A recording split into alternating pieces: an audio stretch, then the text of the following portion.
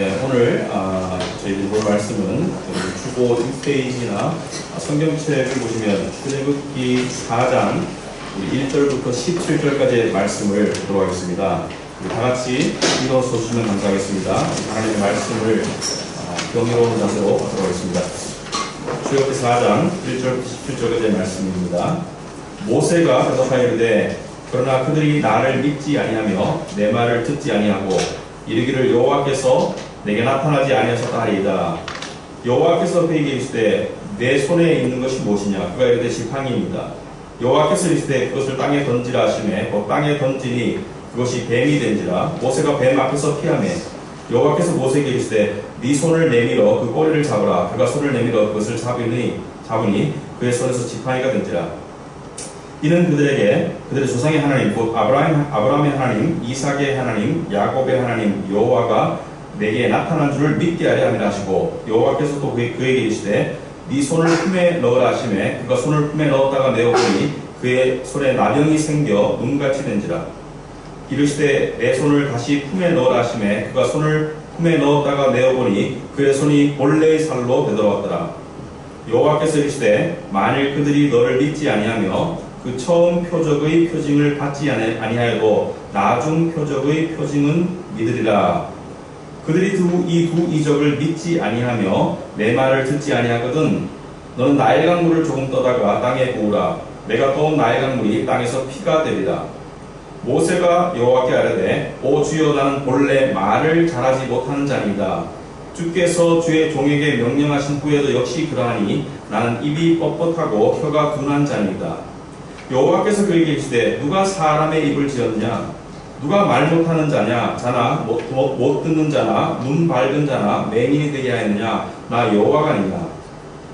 이제 가라. 내가 내 입과 함께 있어서 할 말을 가르치리라. 모세가 이르되 오 주여 보낼 만한 자를 보내소서. 여호와께서 모세를 향하여 노아에 이르시되 레위 사람 내 형 아론이 있지 아니하냐? 그가 말 잘하는 것을 내가 아노라. 그가 너를 만나러 나오나니 그가 너를 볼 때 그의 마음에 기쁨이 있을 것이다. 너는 그에게 말하고 그의 입에 할 말을 주라. 내가 내 입과 그의 입과 함께 있어서 너희들이 행할 일을 가르치리라. 그가 너를 대신하여 백성에게 말할 것이니 그는 내 입을 대신할 것이요 너는 그에게 하나님같이 되리라. 너는 이 지팡이를 손에 잡고 이것으로 이적을 행할지니라. 아멘. 이 자리에 앉으시기 바랍니다. 다 같이 하나님께 기도 먼저 기도하겠습니다. 하나님 아버지 감사합니다. 저희를 오늘도 불러주시고 또 하나님의 변함없는 말씀을 저희들이 듣기를 원합니다.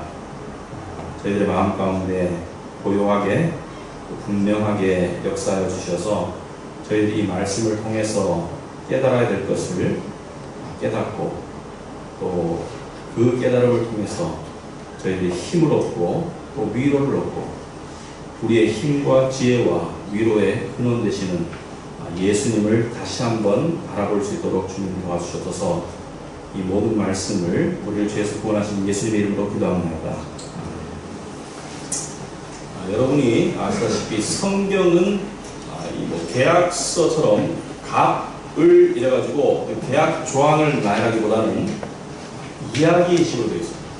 그래서 출애굽기도 역사의 사실적인 이야기이고 예수님의 비유들도 이야기이고, 왜냐하면 말이죠, 사람은 어떤 명제적인 그러한 어떤 그 가르침보다는 이야기를 통해서 교훈을 얻는 것이 훨씬 더 깊이 들어갑니다. 왜 그렇습니까? 왜냐하면 하나님께서 우리 인간을 감상할 수 있는 존재로 만들었기 때문에, 음악을 감상하고 이야기를 통해서 감동받을 수 있는 존재로 만들었기 때문에 이야기를 통해서 우리에게 전달되는 진리와 교훈이 굉장히 훨씬 더 효과 있고 힘이 있습니다.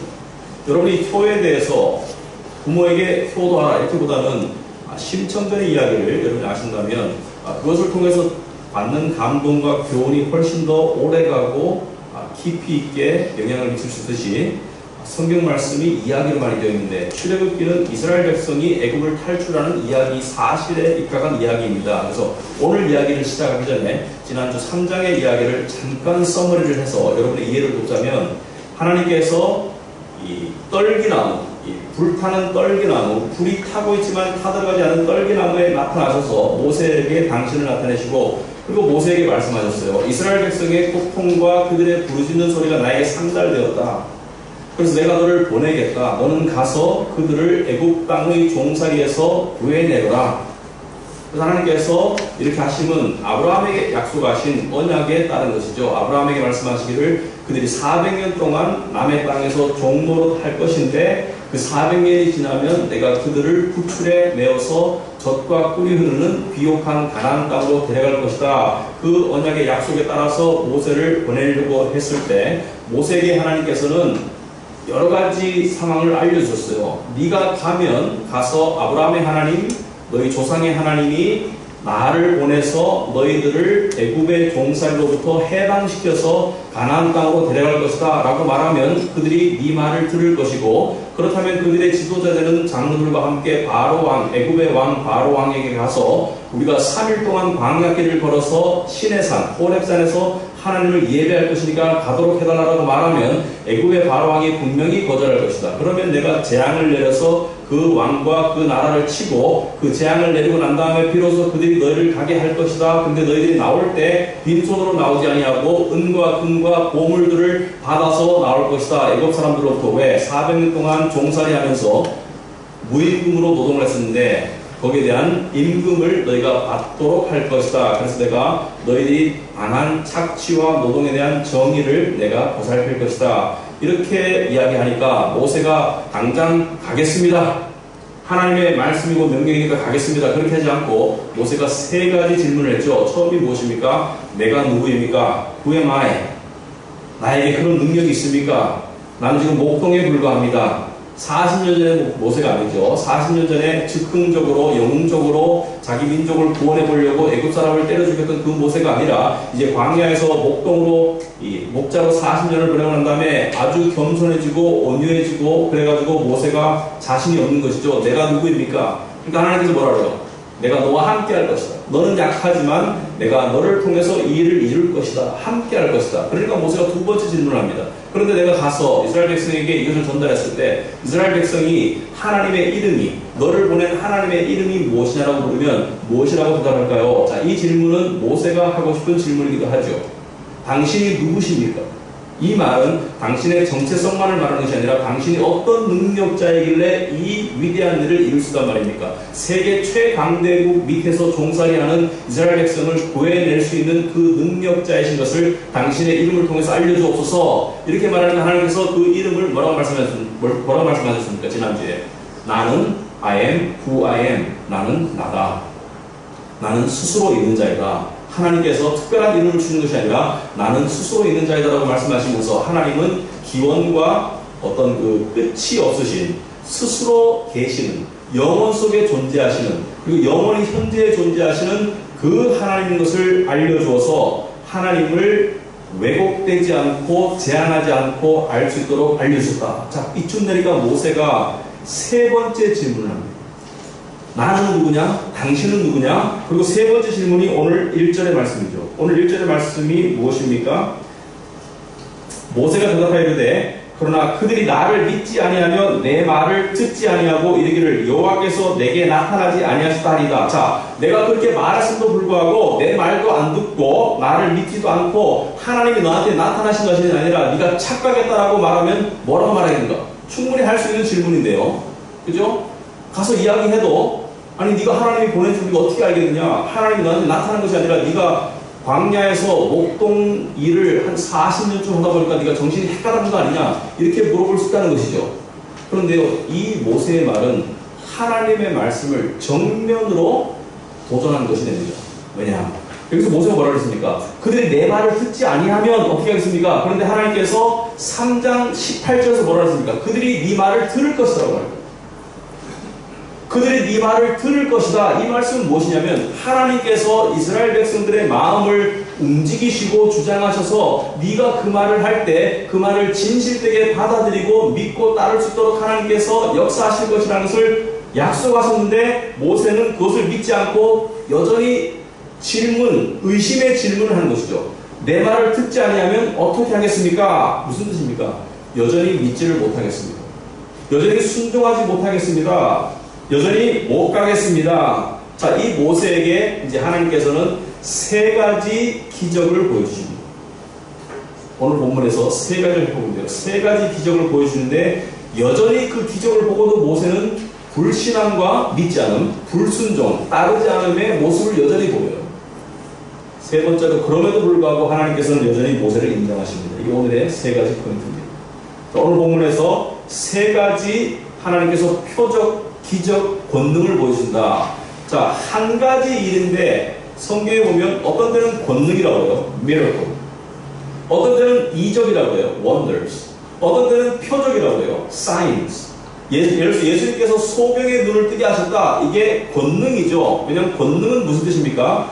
miracle이라는 것은 초자연적인 역사이죠. 일반적으로 일어날 수 없는 누군가 초자연적인 힘에 의해서만 될 수 있는 태어나면서 또 소경인 사람이 눈을 떠서 갑자기 보게 된다. 이것은 권능, 이것은 miracle, 기적입니다. 자, 이 똑같은 소경이 눈을 뜨는 것을 이적이라고도 부릅니다. 왜? 이 권능의 결과 사람들이 놀라게 된다는 것을 감탄하게 되고, 와, 기적을 봤네. 초자연적인 일이 일어났네. 그래서 그렇게 말할 때는 이적이라고 합니다. 이적, wonder, 경이로움. 그 다음에 그것을 또 표적이라고 부릅니다. 표적은 무엇이냐? sign. 그러니까 뭐예요? 징표. 이 권능의 목적이죠. 그래서 그것을 통해서 하나님은 정말 살아계시고 지금 이 이적을 행한 사람은 하나님께 보냄받은 사람이 맞구나. 그리고 이 사람의 말이 하나님의 말이 맞구나. 이렇게 표적이 된다는 것이죠. 그래서 하나님께서 세 가지 표적을 주신다는 것은 세 가지 기적을 보여주시고 세 가지 놀라운 일을 보여주시고 세 가지 표적을 보여주시겠다. 그래서 하나님께서 첫 번째 하신 것이 무엇입니까? 스토리이기 때문에 여러분이 그냥 편안하게 들으시면 돼요. 이제 보면 여호와께서 그에게 이르시되 네 손에 있는 것이 무엇이냐? 손에 목동이 뭘 들고 있겠습니까? 지팡이죠. 그 지팡이를 땅에 던져라. 던졌어요. 던지니까 이 지팡이가 뱀으로 변합니다. 그러니까 모세가 화들짝 놀라서 도망가요. 그러니까 그 꼬리를 잡으라고 해요. 꼬리를 잡으니까 다시 지팡이가 된다. 그러니까 지팡이가 뱀으로 변하는 이적, 표적을 보여주셨죠. 왜? 이 이적을 행하면, 이 권능을 행하면 사람들이 놀랄 것이고 네가 하나님으로부터 보냄받았다는 것을 믿는 표적이 될 것이다. 그래서 첫 번째 표적을 보여줍니다. 여기서 우리가 하나 주목할 게 있습니다. 지팡이는요, 흔한 물건입니다. 목동들이면 다 하나씩 가지고 있잖아요. 특별한 게 아니죠. 흔한 거예요. 근데 이 흔한 것, 평범한 것을 들어 쓰셔서 하나님께서는 당신의 특별한 일을 이루신다. 이게 여기의 핵심 포인트입니다. 이 흔한 지팡이를 가지고 하나님께서는 당신의 권능과 당신의 존재와 당신의 능력을 보여주셔서 모세가 표적으로 삼을 수 있도록 하셨다는 것이 핵심 포인트인데, 여기 또 다른 의미가 있다. 무엇이냐? 모세야, 너는 수많은 목동 중에 하나가 아니냐. 사실 목동이 특별한 건 아니지 않습니까? 광야에 널려있는 게 목동이지. 근데 내가 너를 들었으면 특별한 목적으로 쓸 수 있는 것이다. 그러니까 나를 믿고 내 능력을 믿고 내가 너와 함께 할 것이니까 이걸 가지고 와서 백성에게 보여주면 백성이 보고 믿을 징표가 될 것이다. 여러분, 우리는 이렇게 평범한 존재들입니다, 사실. 이 영국의 어떤 교회에서 어느 날 일반적인 평범한, 그러니까 주일 중에 하나, 그러니까 주일날 예배를 드렸는데 이 목사님의 설교가 그날 따라서 정말 성령 충만하고 정말 이렇게 감동적이고 굉장히 놀라웠어요. 성도들이 다 은혜를 받았어요. 그래서 예배가 끝나고 난 다음에 그날 하필 그 교회를 방문했던 사람이 이 목사님과 대화를 나누고 싶어서 목사님에게 다가와서 대화를 나눈 다음에 대화 도중에 목사님을 딱 쳐다보면서 이렇게 말했습니다. 목사님도 그냥 평범하신 분이네요. 그러니까 목사님이 이제 그 뜻을 알아차리고 목사님 말 맞습니다. 저도 평범한 사람이고 수많은 평범한 목사 중에 하나인데 하나님께서 가끔씩 특별하게 쓰셔서 성령 충만한 은혜를 끼칩니다. 그러니까 하나님께서 들어쓰는 사람들이 특별한 사람들이 아니라는 것이죠. 여러분, 사람이요 스스로 생각할 때 특별한 존재라고 느낄 때가 있습니다. 여러분도 자식들 보면은 특별하게 이쁘고 또 자기 자신의 목숨은 특별하게 소중한 것은 맞습니다. 그런데 좀 더 객관적으로 보면요, 사람만큼 평범한 게 없어요. 사람만큼 흔한 게 없습니다. 그냥 어디로 가나 떼거지로 있어요. 74억 개가 돌아다녀요.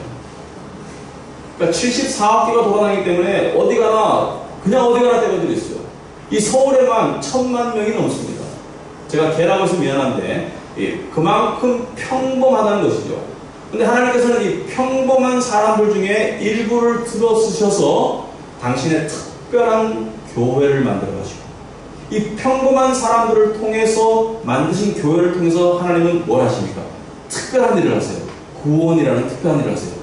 안 믿는 죄인들을 불러서 복음을 듣게 하고 깨닫게 하고 거듭나게 하고, 또 이 평범한 사람들이 모인 가운데 하나님께서는 정말 우리가 스스로 이룰 수 없는 성화라는 그런 특별한 일을 이루어가시고, 또 예수님 오실 때 영광에 들어갈 수 있는 특별한 준비를 하시는 것이 하나님이 하신 일이다. 그러므로 우리는 평범하고 흔한 존재들이지만 하나님이 특별하게 쓰신 그러한 존재라는 것을 믿으시기 바랍니다. 자, 이 한 가지 기적만으로 부족했든지 하나님께서는 두 번째 기적을 보여주시는데요. 하나님이 세 가지 기적을 연거푸 보여주시는 이유가 있습니다. 하나로만 충분합니다. 왜냐하면 모세의 의심의 질문이 세 개였어요. 나는 누군가? 당신은 누구인가? 여전히 안 믿으면 어떡하는가? 세 가지 질문에 대해서 하나님은 세 가지 기적으로 응답하시고, 그리고 3이라는 숫자는 완전수입니다. 모세의 세 가지 질문은 완전한 의심을 나타냅니다. 하나님의 세 가지 기적은 완전한 하나님의 확신과 표적을 의미한다. 자, 두 번째 기적은 무엇입니까? 6절에 보니까 손을 품에 넣으래요. 그래서 넣었다 빼니까 이 나병이 됩니다. 눈같이 하얗게 돼요. 다시 넣었다 빼니까 손이 원래대로 회복되더라. 자, 나병은요, 이 고대 문헌에 의하면 이집트 같은 나라에서 널리 퍼진 병입니다. 오늘날보다 훨씬 더 환자들이 많았어요. 근데 나병은요, 고대 사회에서 이거 불치병이다. 걸리면 죽는다. 그리고 나병에 걸리면요, 이 동네에서 쫓겨났어요. 같이 못 살았습니다. 성 밖으로 쫓아냈어요. 왜? 전염될까봐. 그런데요, 이 나병이라는 것을 보는 것 자체가 굉장히 두렵습니다. 왜? 이 죽음에 이르는 병이라고 생각했기 때문에. 그런데 사람들이 이 나병으로 변하는 것을 갑자기 일어나서 본다면 이건 분명히 뭐 움직일 수 없는 기적이죠. 그리고 놀라운 일이죠. 무서운 거예요. 근데 나병이 나타났다가 갑자기 사라졌다가, 이건 뭐 기적의 도저히 이것은 미스할 수 없는, 안 깨달을 수 없는 그런 기적입니다. 그걸 베풀어라. 근데 이 두 가지를 주시고 난 다음에 8절에 보시면 여호와께서 이르시되 만일 그들이 너를 믿지 아니하며 그 처음 표적의 표징을 받지 아니하여도 나중 표적의 표징은 믿으리라. 그러니까 지팡이가 뱀으로 변하는 것을 믿지 않더라도 두 번째 나병으로 되는 기적은 믿을 것인데, 9절에 보니까 그들이 이 두 이적을 다 믿지 아니하면, 이것은 모세를 위한 말이죠. 네가 그래도 자신이 없으면 나일강에 가서 물 떠와봐. 나일강에 가서 물을 떠왔어요. 물을 땅에 쏟아봐. 물을 쏟았습니다. 그러니까 물이 피로 변해요. 근데 이것은 단지 물이 피로 변한다는 기적 이상의 의미가 있습니다. 왜냐하면 나일강은요, 이집트의 신입니다. 이집트는 다신 문화였는데, 이집트는 토테미즘, 애니미즘, 또 여러 가지 우상들이 있었는데, 이집트에 있어서 가장 커다랗고 위대한 신 중에 둘은 태양신과 나일강신입니다.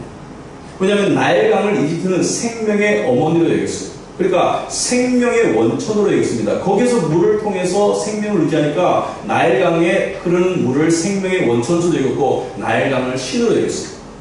근데 이 하나님께서 모세에게 나일강물을 피로 변하게 한다는 것은 이 생명의 원천수를 하나님께서는 저주하실 수 있는 분이다. 애굽을 작살낼 수 있는 분이다. 또 더 나아가서 애굽에서 그렇게 추앙하는 나일신을 하나님께서는 지배할 수 있는 분이고 죽일 수 있는 분이다. 물론 진짜 신은 아니겠지만 애굽 사람들이나 히브리 사람들은 그런 개념을 가지고 살았어요. 태양도 신이고 나일강도 신인데 그것을 피로 변할 수 있는, 그것을 재앙으로 변할 수 있는, 그것을 죽일 수 있는 분이 하나님이다. 이렇게 세 가지 이적을 행하고 나니까 여러분 어떻게 했습니까? 그러고 난 다음에 이제 가라. 이만큼 했으면 충분히 표적이 되지 않겠느냐. 이제 가라. 아마 여러분 중에 반쯤 이상은 갔을지도 몰라요. 저도 갔을 것 같아요. 이 정도 이렇게 이 초능력을 행할 수 있으면 갔을 것 같습니다. 자신감 있게. 그런데 모세는 10절에 또 변명을 하죠. 뭐라고 변명합니까? 모세가 여호와께 하는데, 오 주여, 나는 본래 말을 잘하지 못하는 자니다. 원래 말을 잘 못하는데 주께서 주의 종에게 명령하신 후에도, 지금 가라고 명령하시고 이적을 보여준 후에도 역시 똑같이 말을 못하고 나는 입이 뻣뻣하고 혀가 둔합니다. 이게 무슨 뜻인지 모르겠습니다. 뭐 이렇게 말을 더듬었다는 것인지, 아니면은 뭐 애굽에서 떠나서 40년을 미디안 사람들과 광야에 살다 보니까 애굽 말을 좀 잃어버렸다는 것인지, 모세는 원래 이 세상에서 받을 수 있는 최고의 교육을 받았죠. 애굽의 왕자로서 최고의 교육을 받았는데, 고대 사회의 교육 쪽에서는 웅변술, 수사학이 반드시 들어갑니다. 레토릭. 그러니까 말을 어떻게 잘하느냐, 멋있게 하느냐, 그런 것이 반드시 들어가기 때문에 그 교육을 충분히 받았었는데, 40년간 목동으로 살아서 그런지 아무튼 간에 나는 말을 잘 못해요. 당신이 이 기적을 보여주고 난 다음에도 나는 똑같습니다. 지금 하나님을 원망하는 거예요. 여전히 말 못합니다. 못 가겠어요. 근데요, 하나님께서 11절에 이렇게 말씀하세요. 여호와께서 그에게 이르시되 누가 사람의 입을 치었느냐? 누가 말 못하는 자나 못 듣는 자나 눈 밝은 자나 맹인이 되게 하느냐? 나 여호와가 아니냐? 네가 말을 못하면 내가 그렇게 만든 거 아니냐? 근데 내가 가라고 할 때는 내가 너에게 충분히 너를 통해서 역사할 수 있으니까 가라고 한 거 아니냐? 그래서 12절에 보니까 이제 가라. 가라고 꼭 말씀하세요. 가라고 여러 말씀하세요. 이제 가라. 내가 내 입과 함께 있어서 할 말을 가르치리라. 자, 여기 모세는요, 달변가가 될 필요가 없습니다.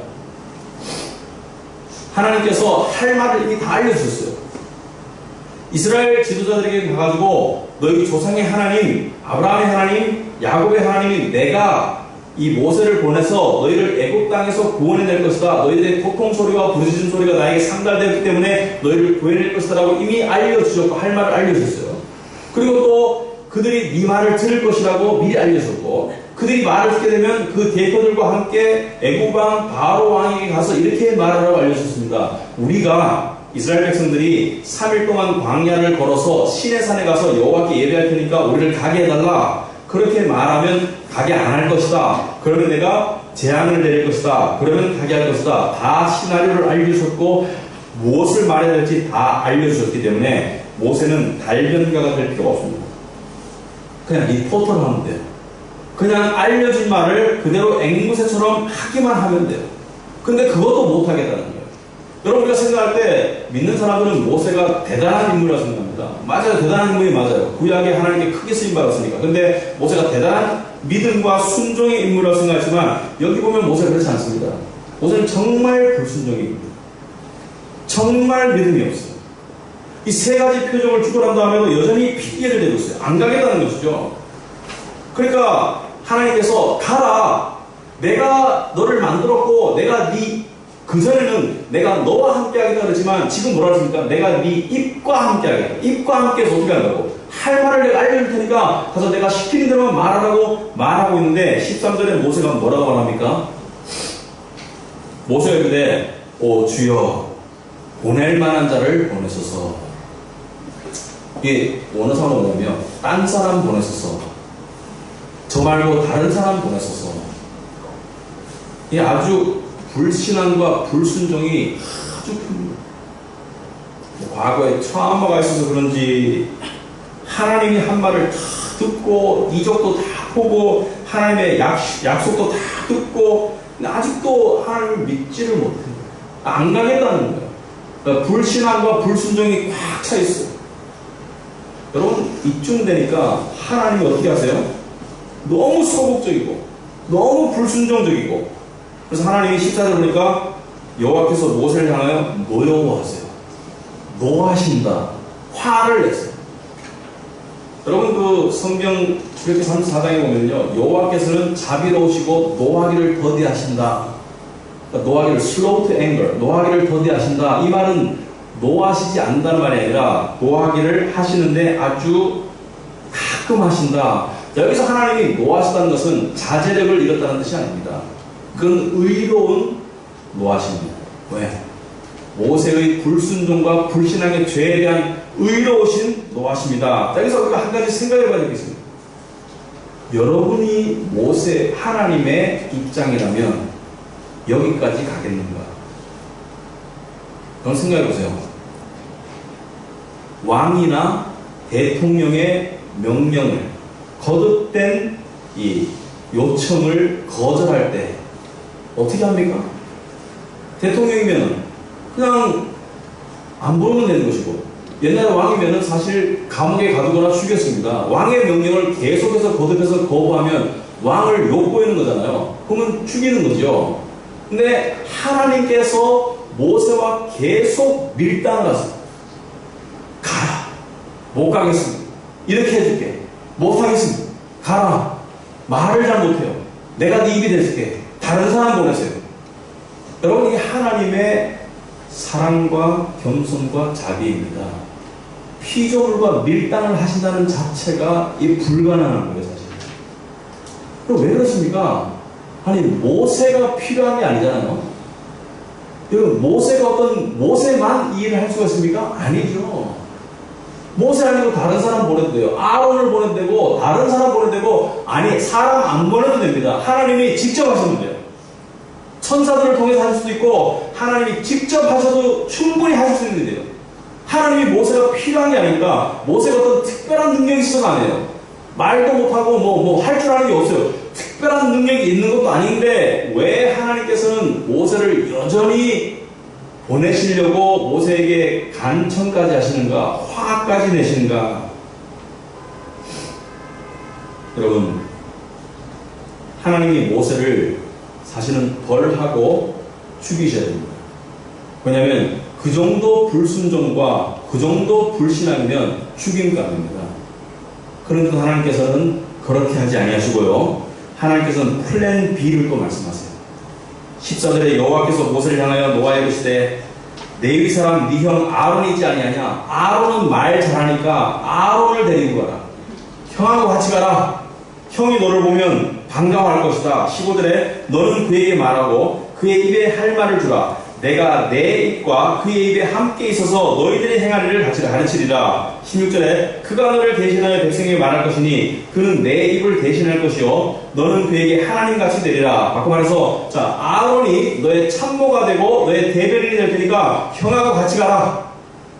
여기까지 제안하시는 하나님, 여전히 모세를 버리지 아니하시는 하나님, 처벌하시지도 죽이시지도 버리시지 아니하시는 하나님, 모세를 여전히 인정하시는 하나님. 왜 그렇습니까? 하나님의 선택과 하나님의 받아주심은 취소할 수가 없기 때문입니다. 굉장히 중요한 질문입니다. 하나님이 선택하시고 하나님이 은혜 베풀기를 결정한 사람들에 대한 하나님의 선택과 은혜는 절대로 취소할 수가 없어요. 하나님도 취소하지 않으세요. 이게 오늘 본문의 핵심 포인트입니다. 여러분, 모세가 잘나서 그런 게 아니에요. 모세가 이뻐서 그런 게 아닙니다. 모세가 능력자라서 그런 게 아니에요. 모세를 하나님이 선택하셨기 때문에 하나님이 모세를 버리지 않으신 것이고, 모세에게 끝까지 모세의 모든 불신앙과 불순종에도 불구하고 하나님이 여전히 모세를 인정하시고 모세에게 은혜를 베푸시는 것이죠. 여러분, 우리도 마찬가지죠. 우리가 잘나서가 아닙니다. 우리가 이뻐서가 아니에요. 우리는 때때로 그런 생각이 있습니다. 이 정도 실수했으면, 이 정도 잘못을 저질렀으면, 이 정도 죄를 저질렀으면 하나님이 그래도 구원은 하시겠지만, 나를 구원하신다고 약속했으니까 천국에 데려가시겠지만, 이제는 하나님께서 나를 포기하셨을 거야. 이제는 하나님께서 나를 안 이뻐하실 거야. 이제는 하나님께서 나에게 엄청 실망하셨을 거야. 아니요. 실망하셨어요. 하나님께서 여러분의 불순종과 불신앙을 다 보셨어요. 그럼에도 불구하고 여러분을 향한 하나님의 선택과 은혜와 사랑과 자비를 하나님이 절대로 조금도 취소하거나 경감하지 않습니다. 왜 그렇습니까? 왜 그러냐 말이죠. 진정한 모세, 이 땅에 오신 진정한 구원자, 그분이 우리가 해야 될 순종을 다 하셨고, 우리가 해야 될 믿음을, 우리가 못 믿었던 것을 다 믿으셨고, 그리고 우리의 모든 불순종과 모든 불신앙에 대한 그 모든 대가를 다 지불하시고 십자가에 죽으셨기 때문입니다. 여러분, 신명기 18장 18절을 한번, 여러분 신경에서 성경 있으면 성경 구약의 5번째 책이죠. 신명기 18장 18절 한번 보시기 바랍니다.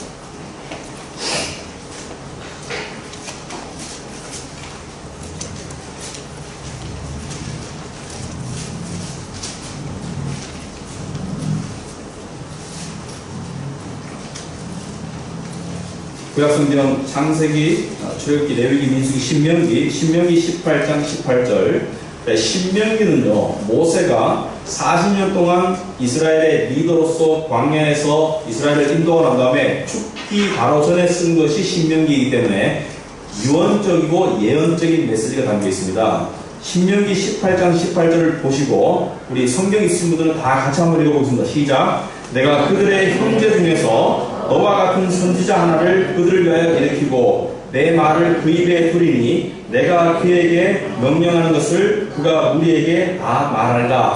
너 같은 선지자를 그들 속에서 일으킬 것이다. 여기서 말하는 너 같은 모세 같은 선지자. 모세는 무엇입니까? 모세는 구약의 이스라엘 백성의 구원자로서 부름을 받은 사람인데 이 모세보다 훨씬 더 위대하고 뛰어난 전 인류를 구원하실 하나님의 영적인 이스라엘을 구원하실 너 같은 선지자 바로 예수 그리스도를 하나님께서 일으키실 것이다.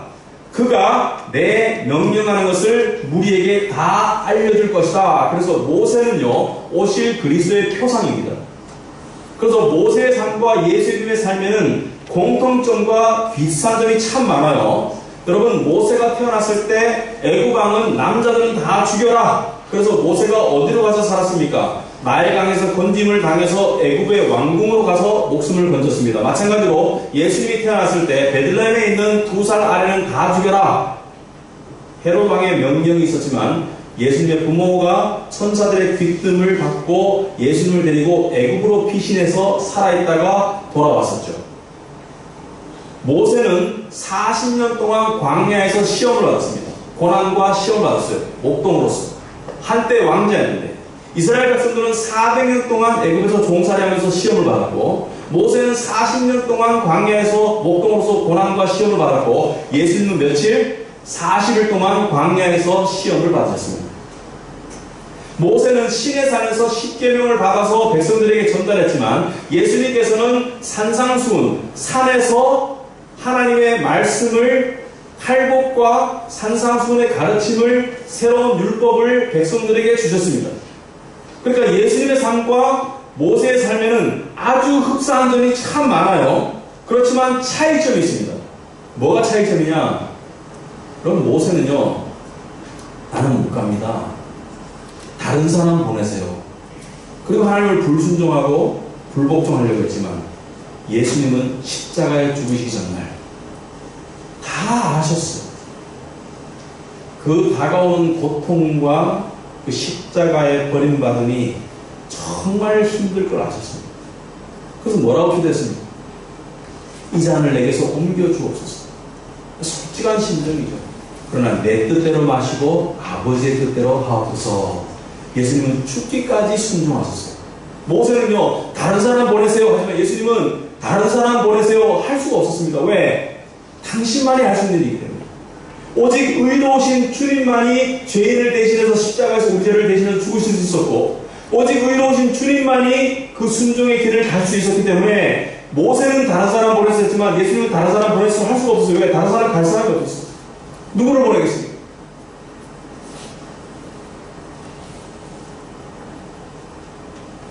모세가 자기의 불순종과 자기의 불신앙의 빛을 볼 때 당연히 받아야 될 하나님의 버림받음, 당연히 받아야 될 하나님의 벌, 당연히 받아야 될 죽임당함의 그 벌을 받지 않은 이유는 왜 그렇습니까?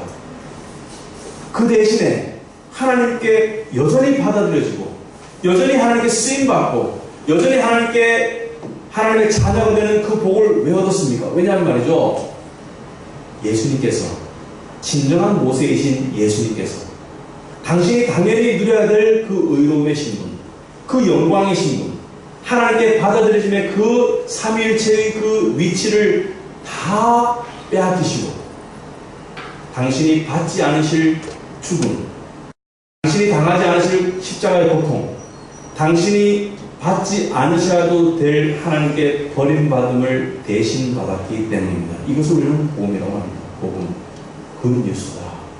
여러분, 우리가 때때로 아까 말씀드렸지만 그럴 때 있죠. 이 정도면 하나님 나한테 실망 엄청 하셨을 거야. 이제 나에게 관심 많이 줄으셨을걸? 이제 나에 대한 사랑이 많이 식으셨을걸? 이제 나를 인정 안 하실걸? 이제 나를 다시는 안 쓰실 걸 그렇게 생각할 때 있어요. 다 거짓말입니다. 왜 그렇습니까? 하나님은 여전히 우리를 인정하시고, 여전히 우리를 받으시고, 여전히 우리를 쓰시고, 여전히 우리를 사랑하시고, 여전히 우리를 보살피십니다. 내가 너희를 결코 버리지 않고 떠나지 않으리라. 왜 그렇습니까? 예수님이 우리가 당해야 되는 모든 버림받음과 벌받음과 죽임당함을 대신 당하셨기 때문에 그분을 믿는 모든 자들에게는 정죄함이 있을 없어요? 없어요. 이게 은혜입니다. 놀라운 은혜입니다. 믿기 힘든 은혜입니다. 근데 믿으셔야 됩니다. 이 은혜를 믿으셔야지 여러분의 삶 가운데 정말 평강과 안정과 만족이 있습니다. 그분이 버림당하심으로 내가 받아들여주는구나. 그분이 철저하게 아버지께 버림당하심으로 내가 하나님께 철저하게 받아들여주는 겁니다. 그분이 십자가에서 죄 없으신 분이 십자가에서 정말 개죽음 당하심으로 내가 죽임당함에 큰 벌이 아니라 용서가 주어졌구나. 그분이 십자가에서 부활하시고 나에게 영생이 주어졌구나. 아멘. 네, 기도하겠습니다. 하나님 아버지 감사합니다. 다시 한번 복음의 은혜를 감사합니다. 모세의 삶을 통해서 우리도 모세처럼 불순종하고 믿지 않고 정말 계속 핑계대면서 하나님의 주신 사명을 감당하지 않으려고 요리 빼고 조리 빠지고 하지만 하나님께서는 여전히 우리를 팽개치거나 버리지 아니하시고 우리를 여전히 부르시고 우리를 안아주시고 우리를 받아주시며 또 여전히 우리를 들어 쓰시기를 원하시는 이 놀라운 은혜에 감사합니다. 하나님 아버지, 벌이 두려워서가 아니라 하나님의 하나님이 버리심이 두려워서가 아니라 하나님의 받아주심의 은혜가 감사해서 하나님의 용서의 은혜에 감격해서 하나님을 섬기고자 하는 저희들 되도록 하옵소서. 예수님 이름으로 기도합니다. 아멘.